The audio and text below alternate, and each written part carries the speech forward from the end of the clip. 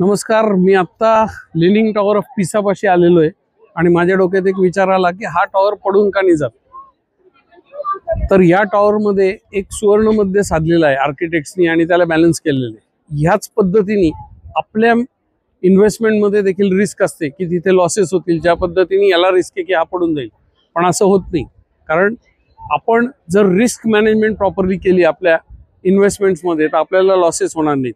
तुम्ही तुमची risk management proper केली आहे की नाही, आणि रिस्क मॅनेजमेंट प्रॉपर करण्यासाठी सामान्य माणसासाठी सगळ्यात बेस्ट जर ऑप्शन असेल तर ते आहे म्युच्युअल फंड्सचं.